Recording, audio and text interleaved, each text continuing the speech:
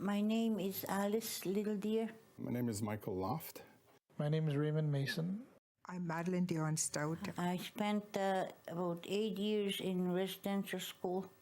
My dad attended residential school for 11 continuous years. I attended residential school for 12 years.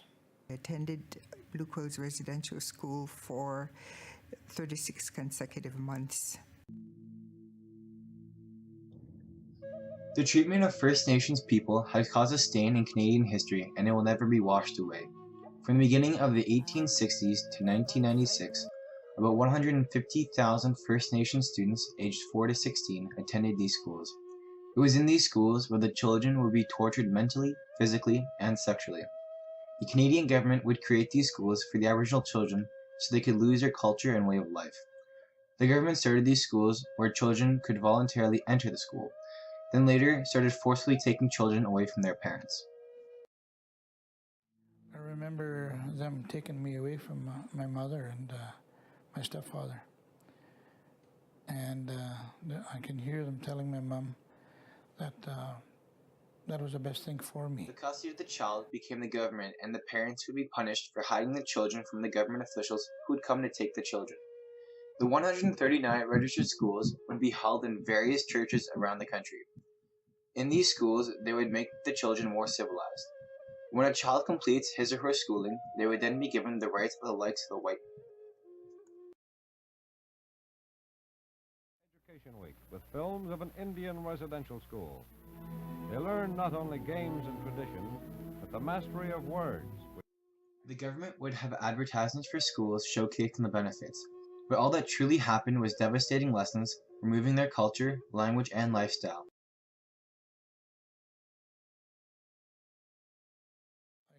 I got strapped, I got beaten up for speaking my own native tongue.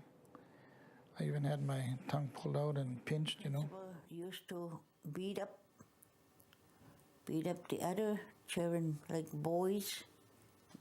The boys got the most beating. And hurting the children, which could be done through physical violence, not providing food for the children, public shaming, locking one in a room, closet, or cage, or even raping a child. Electroshock treatments would also be used to harm the child. The conditions as well were not sufficient. Children would freeze to death, not be provided the right medical care, be forced to shower with toxic chemicals, and were lacking nutrients, as well as a steady diet and intake of food. Only 3,201 deaths were ever reported. About 1 in every 45 Aboriginal students would die from these schools, many of which were given unmarked graves and families were not notified. Not sure we'll ever get a final answer, but I'm absolutely convinced the number is much higher, perhaps as much as 5 to 10 times as high as that. It's because the records are so poor. The children would be prone to various diseases and treatments causing death.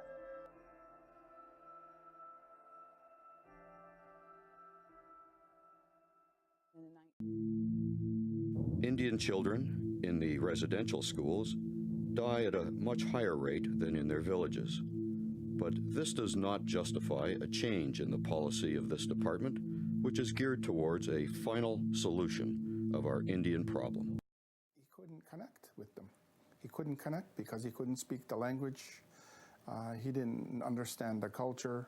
Once they finished the school, the Aboriginals lost a connection to their parents and their culture since they were removed for so long.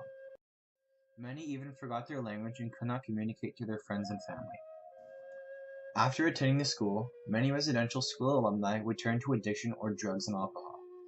The suffering did not just stop with the survivors. The problem then turned to their children.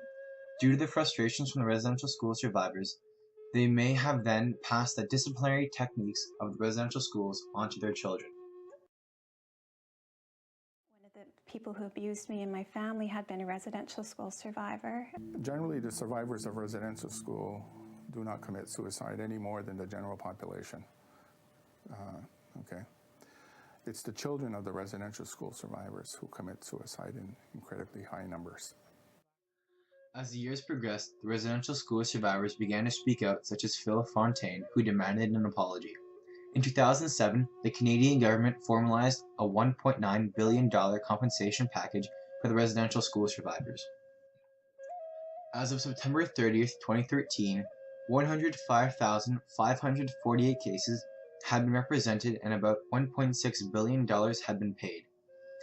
In 2008, the Truth and Reconciliation Commission was formed to help survivors emotionally by telling their stories, as well as promoting the extent and impact of residential school experiences. The commission took 6 years, heard more than 6,000 stories, and produced 94 calls to action. The Prime Minister repeated his commitment to make them happen. These calls to action are made to improve the Aboriginal situations involving the mistreatment of Aboriginals over the years, including residential schools and Canada's mistreatment to them in other situations. This is groundbreaking and will positively impact the connections and bond of Canada and the Aboriginals. It has already rekindled the faith in some Aboriginals and strengthened the connection. I already see they're working very quickly, very fast, and that's good. I think it's awesome, and I really hope and pray that they implement every one of them. I have selected this moment since I have been personally impacted by this event. While coming home from the cottage, I met a residential school survivor at the Watang Ojibwe Center. While talking to him, I learned about his experience and how he was impacted.